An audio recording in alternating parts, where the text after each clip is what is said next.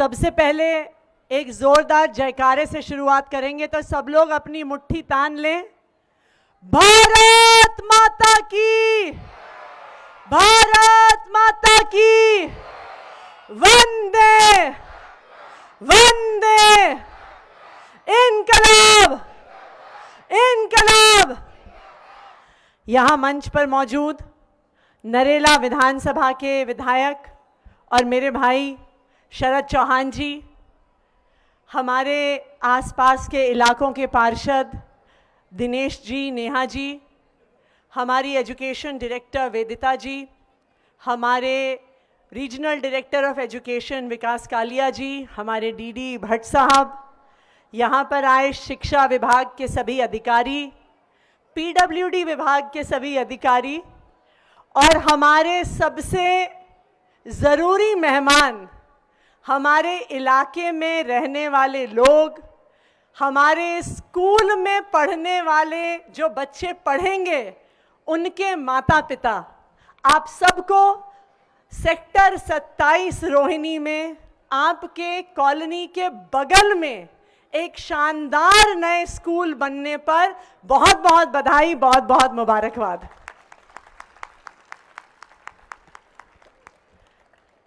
आप लोग यहां से जाने से पहले एक बार इस स्कूल के अंदर जरूर होके आइएगा।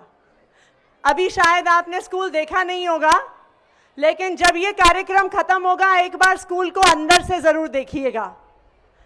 आप इस स्कूल को शायद चाहे अंदर से देखें चाहे बाहर से देखें, मैं एक बात का आपको दावा कर सकती हूं कि इतना शानदार स्कूल, इतनी शानदार बिल्डिंग पूरे इलाके के किसी प्राइवेट स्कूल में भी नहीं होगी जो आज आपके पॉकेट से C2 सेक्टर 27 रोहिणी के स्कूल में आपको मिल रही है।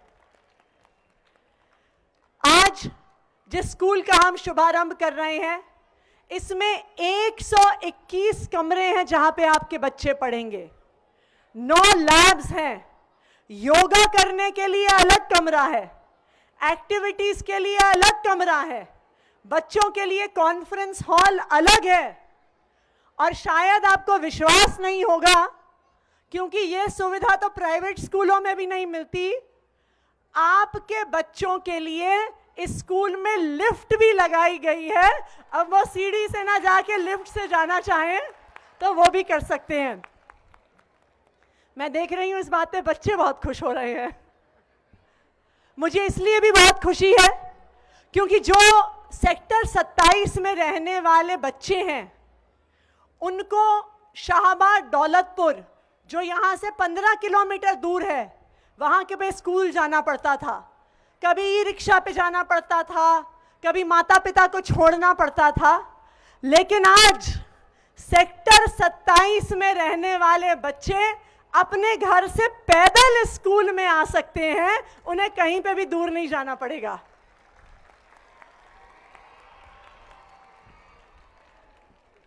आप सबको याद होगा 2015-16 में आप लोगों के बीच हमारे दिल्ली के मुख्यमंत्री अरविंद केजरीवाल जी आए थे। उन्होंने तब आप लोगों को एक ही वादा किया था जो आपने मांगा था। आपने कहा था हमारे पास सब कुछ है, हम सब कुछ का ध्यान रख लेंगे, हमें बस एक चीज चाहिए, हमें अपने बच्चों के लिए स्कूल चाहिए। और वो स्कूल आज आप लोगों को मिल गया है, दिल्ली सरकार के माध्यम से मिल गया है, आप लोगों के बच्चों के लिए मिल गया है।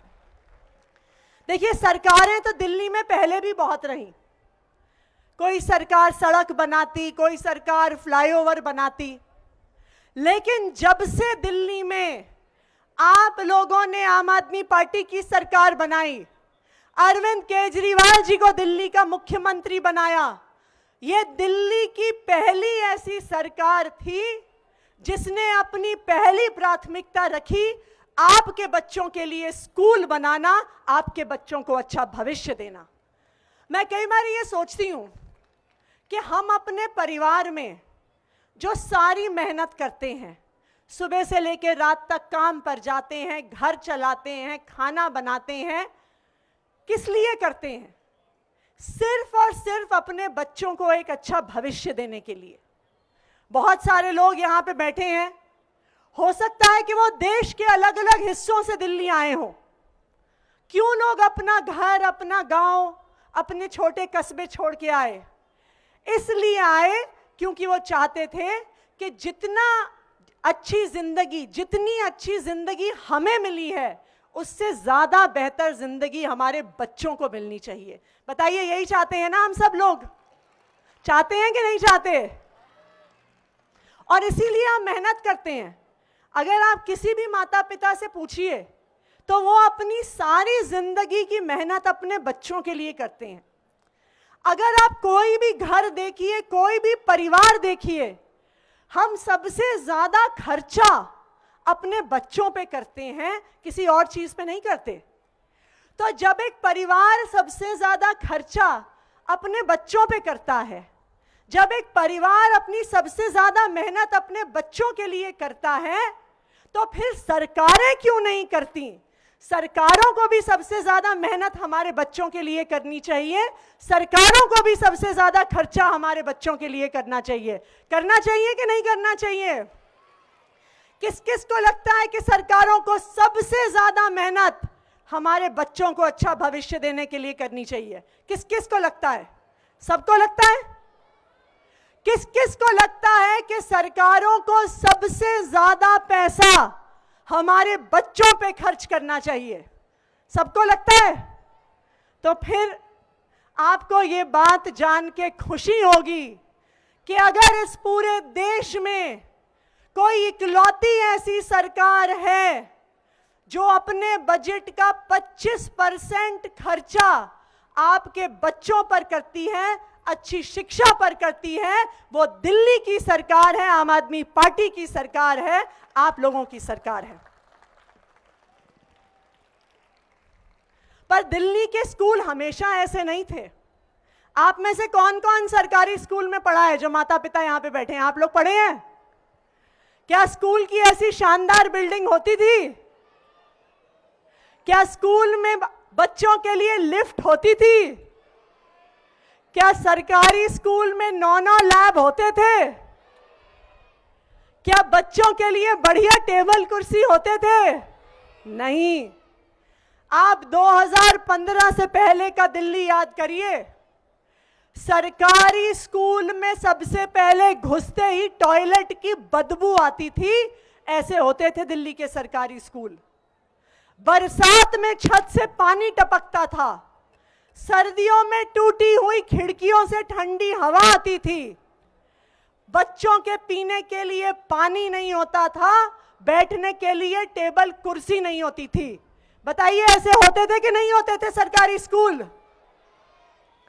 हमारे बच्चे मजबूरी में ऐसे टीन टप्पर के सरकारी स्कूल में पढ़ते थे।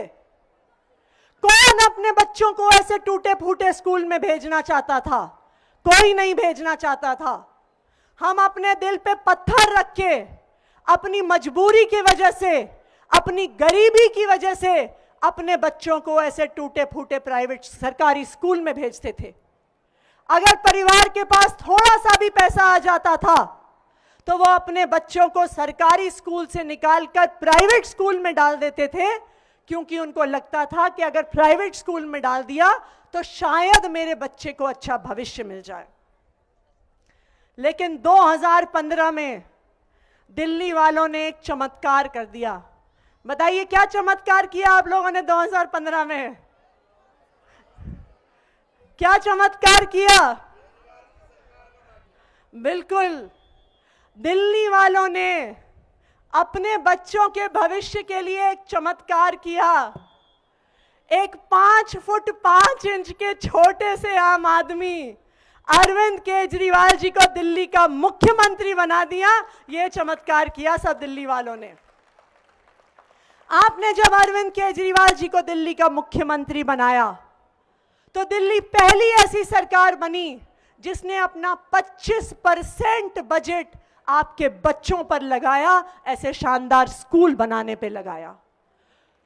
आजादी से लेकर 2015 तक इतनी सरकारें आई, इतनी सरकारें गईं, लेकिन 75 साल में इन सरकारों ने हमारे बच्चों के लिए सिर्फ 24,000 कमरे बनाए, लेकिन अरविंद केजरीवाल जी के नेतृत्व में दिल्ली सरकार ने मात्र 10 साल में, जहां 75 साल में 24,000 कमरे बने थे, 10 साल में आम आदमी पार्टी की सरकार ने 22,000 नए कमरे बनाए। ऐसे शानदार स्कूल बनाए आपके बच्चों के लिए, हमारे बच्चों के लिए।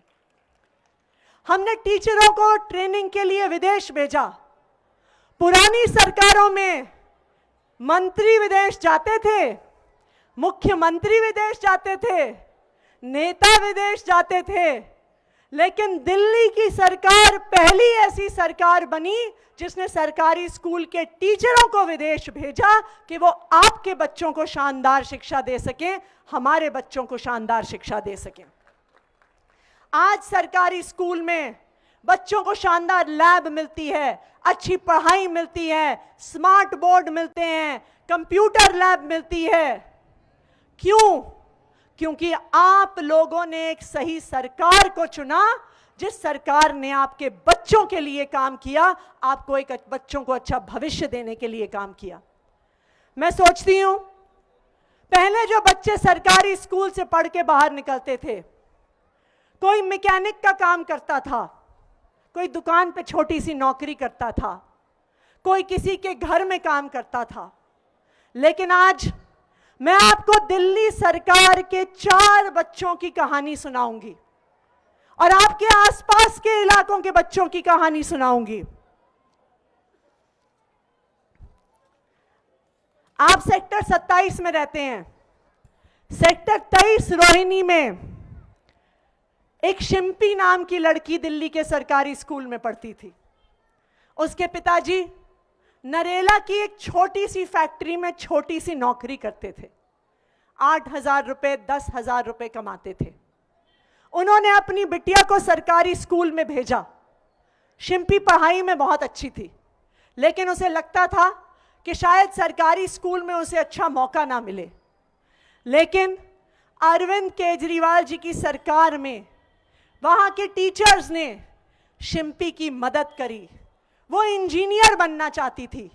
शिम्पी की पढ़ाई लिखाई में टीचरों ने मदद करी। उसने जेईई के एग्जाम की तैयारी करी और आपको ये जान के खुशी होगी कि सेक्टर 23 रोहिणी में रहने वाली एक फैक्ट्री में छोटे से नौकरी करने वाले पिता की लड़की आज आईआईटी गुवाहाटी में केमिकल इंजीनियरिंग पढ़ रही है। और हो सकता है कुछ साल में जिस फैक्ट्री में उसके पिताजी नौकरी कर रहे हैं, वहां की मैनेजर बने वो लड़की, आज उसे किसी छोटी नौकरी करने की जरूरत नहीं पड़ेगी। एक और हमारे स्कूल में पढ़ने वाला लड़का हिमांशु, जब वो 10वीं में था, नंद नगरी में रहता था। उसके पिताजी एक छोटी सी नौकरी करते थे और वो भी जब वो 10वीं में था, उसके पिताजी गुजर गए। 11वीं में पढ़ने वाला ये लड़का अपने घर वालों को सपोर्ट करने के लिए स्कूल से वापस आके काम करता था, ट्यूशन पढ़ाता था कि उसका घर चल सके। वो डॉक्टर बनना चाहता था। उसे लगा कि अब मैं आगे की पढ़ाई कैसे करूंगा, लेकिन दिल्ली के सरकारी स्कूल में अच्छी शिक्षा मिलने की वजह से हिमांशु ने नीट का एग्जाम क्लियर किया। आज मौलाना आजाद मेडिकल कॉलेज में हिमांशु एमबीबीएस कर रहा है और आने वाले समय में दिल्ली का एक बड़ा, एक शानदार डॉक्टर बनेगा। आपके आसपास रहने वाले रोहिणी सेक्टर 25 के एक राजीव नाम के लड़के की भी बात बताऊंगी आपको। राजीव के पिताजी एक मैकेनिक का काम करते थे, 9,000 रुपए कमाते थे। लॉकडाउन के समय उनकी वो नौकरी भी चली गई। राजीव को लगा कि शायद उसे अपनी पढ़ाई छोड़नी पड़े, लेकिन स्कूल में अच्छी पढ़ाई के कारण, टीचर्स की दी हुई मदद के कारण राजीव ने जेईई का एग्जाम क्लियर किया और आज आईआईटी गुवाहाटी में मैकेनिकल इंजीनियरिंग पढ़ रहा है, जहां पे उसके पिताजी एक कार के मैकेनिक थे। राजीव आगे जाके लाखों रुपए की नौकरी पाएगा और बड़ी बड़ी गाड़ियों की कंपनी में नौकरी करेगा। ये है दिल्ली के सरकारी स्कूलों में पढ़ने वाले बच्चों का भविष्य। एक समय ऐसा था जब स्कूल टूटे फूटे होते थे, जब एक गरीब का बच्चा सरकारी स्कूल में आके गरीब बनने पे मजबूर होता था। लेकिन आज दिल्ली की सरकार ने जो शानदार सरकारी स्कूल दिए हैं, अब गरीब का बच्चा गरीब नहीं रहेगा। अब गरीब का बच्चा बड़ी नौकरी करेगा, गरीब का बच्चा बिजनेस करेगा और सिर्फ एक पीढ़ी में अपने परिवार को गरीबी से बाहर निकाल देगा। ये है दिल्ली सरकार का काम, ये है दिल्ली सरकार की शिक्षा क्रांति।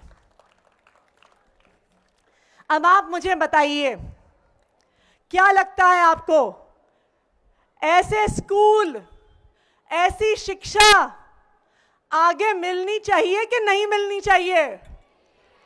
किस किस को लगता है कि ऐसी शिक्षा आगे भी मिलनी चाहिए? सबको लगता है? किस किस को लगता है कि इतने शानदार स्कूल आगे भी बनने चाहिए? बनने चाहिए या नहीं बनने चाहिए? बनने चाहिए या नहीं बनने चाहिए? तो जिस जिसको लगता है कि इतने शानदार स्कूल आगे भी बनने चाहिए, तो आपको फिर से जब फरवरी में चुनाव आएगा, एक ऐसी सरकार को चुन के भेजना है जो आपकी बच्चों की शिक्षा के लिए काम करती है, आपके बच्चों के भविष्य के लिए काम करती है। अब आपके बच्चों को अच्छा भविष्य मिलेगा कि नहीं मिलेगा, अच्छे स्कूल मिलेंगे कि नहीं मिलेंगे, ये मेरे हाथ में नहीं है, ये आपके हाथ में है। अब आपको चुनना है कि आपको अपने बच्चों को अच्छी शिक्षा देनी है कि नहीं देनी। तो आप अपने बच्चों को अच्छी शिक्षा देना चाहते हैं, नहीं देना चाहते? कौन कौन अपने बच्चों को आगे भी अच्छी शिक्षा देना चाहता है? कुछ आवाज नहीं आ रही है जी। कौन कौन अपने बच्चों को आगे भी अच्छी शिक्षा देना चाहता है? सब लोग चाहते हैं? चाहते हैं कि नहीं चाहते? तो फरवरी में हमें क्या करना पड़ेगा? क्या करना पड़ेगा? तो जब फरवरी का महीना आएगा तो फिर से ऐसी सरकार को चुन के भेजना पड़ेगा जो आपके बच्चों के लिए काम करती है, उनके भविष्य के लिए काम करती है, उनको आगे बढ़ाने के लिए काम करती है। बहुत बहुत धन्यवाद। जय हिंद, जय भारत।